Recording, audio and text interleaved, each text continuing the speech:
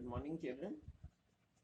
अब ये फिजिक्स का लेक्चर 3 है, लास्ट लेक्चर भी हम कह सकते हैं। इसमें अब हमें इसमें एक थ्योरम देखनी है, लामीज थ्योरम। इससे पहले हम लोगों ने law of conservation of momentum और उसका एप्लीकेशन देखा था। फिर फोर्सेस से रिलेटेड एक थ्योरम है, अगर कोई बॉडी है और उस पर 3 force,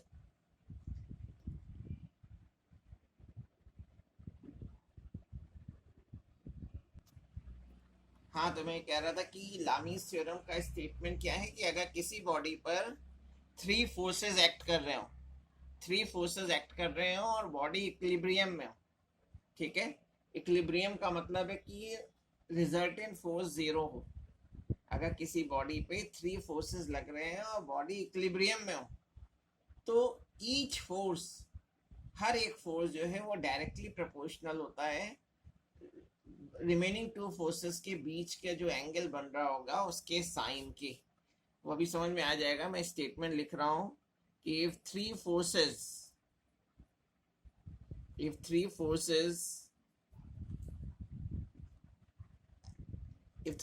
are acting on a particle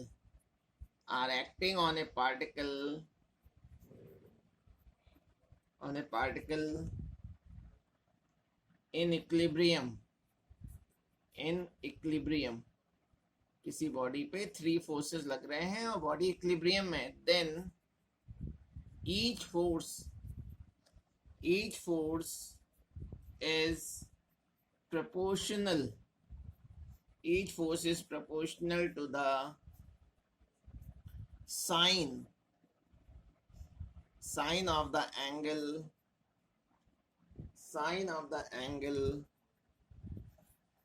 between the other two forces.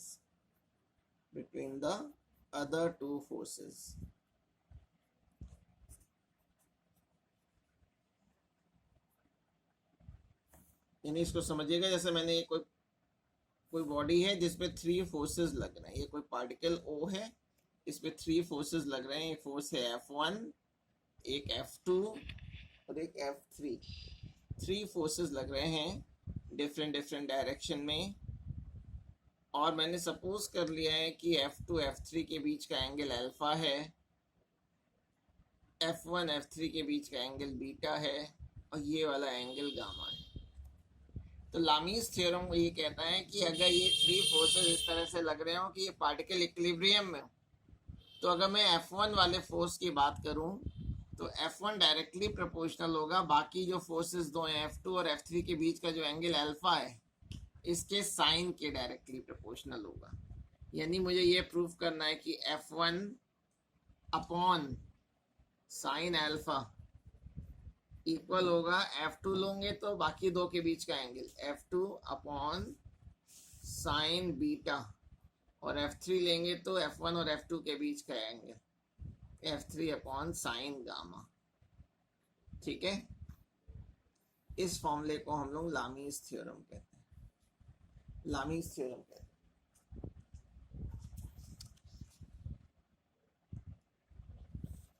तो इसका प्रूफ ज़रूरी नहीं है, आपके कोर्स में नहीं है, लेकिन अगर आप फिर भी अगर देखना चाहें तो इसको किया जा सकता है, प्रूफ करा जा सकता है। ठीक है, तो कोर्स एक्चुअली ये स्टेटमेंट ही आपके यहाँ जनरली जो है पूछा जाएगा। और जब कभी भी 2 या 2 से अधिक फोर्सेस किसी एक ही पॉइंट पे लग रहे हैं, जैसे F1 को देखिए, F2 को देखिए, F3, तीनों एक ही कॉमन पॉइंट O पे लग रहे हैं, तो अगर बहुत सारे फोर्सेस हैं और सभी एक ही कॉमन पॉइंट पे लगते हैं तो ऐसे फोर्सेस को हम लोग कॉन्करेंट फोर्सेस कहते हैं। Concurrent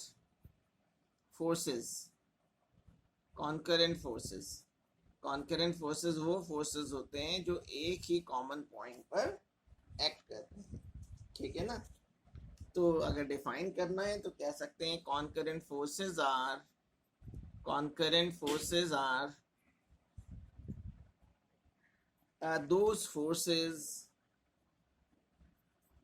those forces whose line of action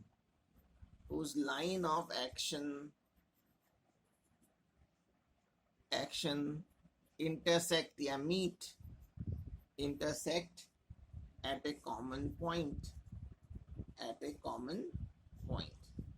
अगर कई फोर्सेस हैं और वो सारे फोर्सेस किसी एक ही पॉइंट पे मीट कर रहे हैं, जैसे ये फिर 3 फोर्सेस मैंने बना दिया, ज़रूरी नहीं है 3 फोर्सेस हों, मोर देन 3 फोर्सेस भी हो सकते हैं, ठीक है। बस कॉमन इंपॉर्टेंट चीज़ ये है कि ये सारे फोर्सेस एक ही कॉमन पॉइंट पे लगने चाहिए, तब उन्हें हम लोग कॉन्करेंट फोर्सेस कहते हैं।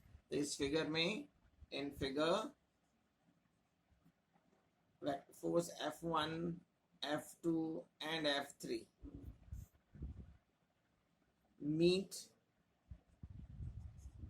at a point O, so they are concurrent, इसलिए इनको हम लोग कॉन्करेंट फोर्स कह देंगे, क्योंकि ये सारे फोर्स एक ही कॉमन पॉइंट पर मीट करते हैं।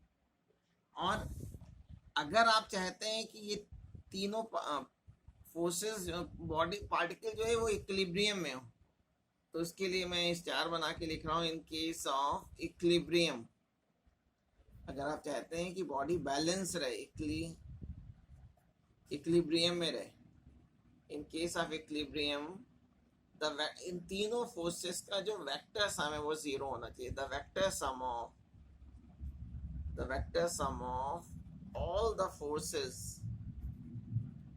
all the forces should be 0,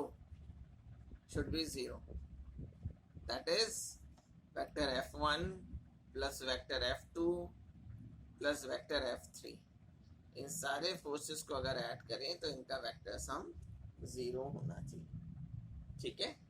ये कंडीशन है इक्विलिब्रियम की in case of concurrent forces, हाँ, ये concurrent forces के बाद देखिए CBSE की जो NCERT बुक है उसमें 2-3 लेसन्स को कंबाइंड करके दिया हुआ है, जैसे न्यूटन्स लॉज ऑफ मोशन में न्यूटन्स लॉज ऑफ मोशन तो दे ही रखा है, साथ में फ्रिक्शन फोर्स को भी इंक्लूड कर रखा है, ठीक है ना। तो अब हम लोग फ्रिक्शन फोर्स देखने जा रहे हैं कि फ्रिक्शन क्या होता है। तो मेरी जो नेक्स्ट हेडिंग है वो है फ्रिक्शन के आगे अगर आप फोर्स लिखते हैं तो भी ठीक है और नहीं लिखते हैं तो भी ठीक है। तो फ्रिक्शन क्या होता है, जैसे अगर मान लीजिए कि कोई रफ सरफेस है, अगर सरफेस स्मूथ नहीं है, उसमें कुछ डिप्रेशंस, कुछ प्रोजेक्शंस अगर हैं, उबड़ खाबड़ है, और अगर उसमें कोई बॉडी रखी हुई है, ठीक है, तो अगर इसमें मैं एक बॉडी रख दे रहा हूँ, ये मैंने कोई बॉडी रख दी, जब रफ सरफेस पे हम किसी बॉडी को रख देते हैं तो अगर मैं इस पे बहुत कम फोर्स अप्लाई करूं, सपोज कीजिए मैंने 1 न्यूटन का फोर्स अप्लाई किया है, 1 न्यूटन का फोर्स अप्लाई कर रहे हैं और ये बॉडी हिल नहीं रही है, स्टेशनरी है, तो इसका मतलब ये है कि जितना फोर्स लेफ्ट साइड से लग रहा होगा उतना ही फोर्स राइट साइड से लगेगा, जिससे दोनों फोर्स एक दूसरे को कैंसिल आउट कर दे रहे होंगे, जिसकी वजह से नेट फोर्स 0 हो गया होगा और बॉडी रेस्ट में होगी। अगर मैं फोर्स को और बढ़ाऊं, 2 न्यूटन किया, तब भी अगर ये बॉडी रेस्ट में, तो इसका मतलब है कि जो ऑपोजिट डायरेक्शन है फोर्स लग रहा है वो भी 2 न्यूटन हो गया होगा। इसी तरह मैंने फोर्स बढ़ाते बढ़ाते 3 किया, 4 किया, 5 किया, 6 किया, 7 किया, 8 किया, 9 किया, और तब भी 9 न्यूटन तक फोर्स लगाने पर भी ये जो बॉडी अपनी जगह से हिल नहीं रही है, इसका मतलब है कि जो ऑपोजिट डायरेक्शन है फोर्स लग रहा होगा वो भी बढ़ता जा रहा होगा। जितना लेफ्ट साइड से फोर्स लग रहा था उतना ही राइट साइड से फोर्स लगेगा, और वो दोनों फोर्सेस एक दूसरे को कैंसिल कर दे रहे होंगे, जिससे रिजल्टेंट फोर्स 0 हो गया। लेकिन जैसे ही फोर्स आपने 9 से थोड़ा भी बढ़ाया, 9.1 न्यूटन किया, बॉडी इस डायरेक्शन में मूव करने लग गई। ये बॉडी का डायरेक्शन ऑफ मोशन है, ठीक है। तो जब किसी बॉडी को हम रफ सरफेस पे रखते हैं तो डायरेक्शन ऑफ मोशन के ऑपोजिट डायरेक्शन में बॉडी और सरफेस, ये सरफेस है, बॉडी और सरफेस का जो पॉइंट ऑफ कांटेक्ट होता है, यानी जहां पे वो एक दूसरे के कांटेक्ट में है, बॉडी और सरफेस के पॉइंट ऑफ कांटेक्ट पर डायरेक्शन ऑफ मोशन के ऑपोजिट एक फोर्स एक्ट करता है, जिसको हम लोग फ्रिक्शन फोर्स कहते हैं। ठीक है, यानी जब किसी बॉडी को हम रफ सरफेस पे रख देते हैं तो बॉडी और सरफेस के पॉइंट ऑफ कांटेक्ट पर डायरेक्शन ऑफ मोशन के जो ऑपोजिट फोर्स एक्ट करेगा उसको हम लोग फ्रिक्शन फोर्स कह देंगे। तो अगर फ्रिक्शन फोर्स को डिफाइन करना है तो हम ये कह सकते हैं कि when a body when a body is placed when a body is placed on a rough surface when a body is placed on a rough surface, then the opposing force direction of motion के opposite लग रहा है, इसलिए मैं इसको opposing force या resistive force भी कह सकता हूँ। देन द अपोजिंग फोर्स कहाँ पे लगेगा? Acting between the body and the surface, acting between the body and the surface at a point of contact, at a point of contact, जिसका काम क्या होगा? अपोज करना होगा, which opposes or tends to oppose the motion of a body. The motion of a body is called a friction force. Is called a friction force. ठीक है, जब किसी बॉडी को हम रफ सरफेस पे रख देते हैं तो बॉडी और सरफेस के पॉइंट ऑफ कांटेक्ट पे डायरेक्शन ऑफ मोशन के ऑपोजिट जो फोर्स लगता है, जिसकी टेंडेंसी होती है, जिसकी कोशिश होती है कि वो जिस डायरेक्शन में बॉडी मूव कर रही है उस मोशन को अपोज करे या अपोज करने की कोशिश करे, उसको हम लोग फ्रिक्शन फोर्स कहते हैं। और आप अभी मैंने जो ऊपर एग्जांपल बताया था, जैसे हमने जब 1 न्यूटन का फोर्स लगाया था तो अपोजिंग फोर्स भी 1 न्यूटन हो गया था। जब अप्लाइड फोर्स को बढ़ाया 2 न्यूटन किया तो अपोजिंग फोर्स भी 2 न्यूटन हो गया।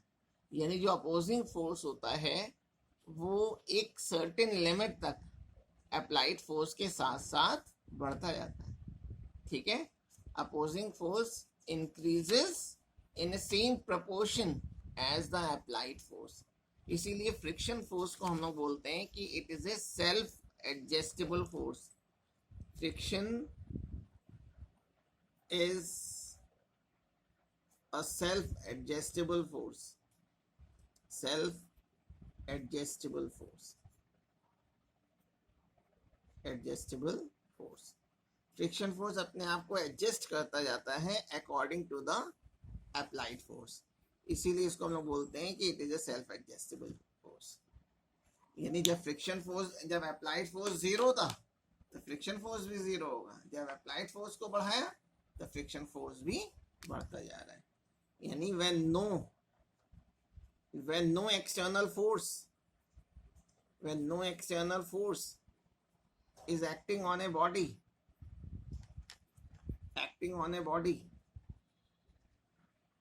then friction force is 0. Friction force is 0. As we gradually increase the applied force,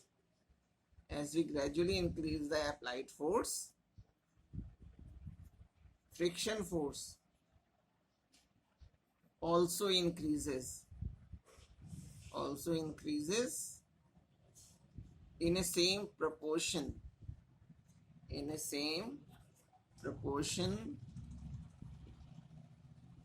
up to a certain limit. एक लिमिट के बाद नहीं बढ़ता, up to a certain limit. That is why friction is called a self-adjustable force. A self-adjustable force, ठीक है। तो friction को हम लोग सेल्फ एडजस्टेबल फोर्स कहते हैं।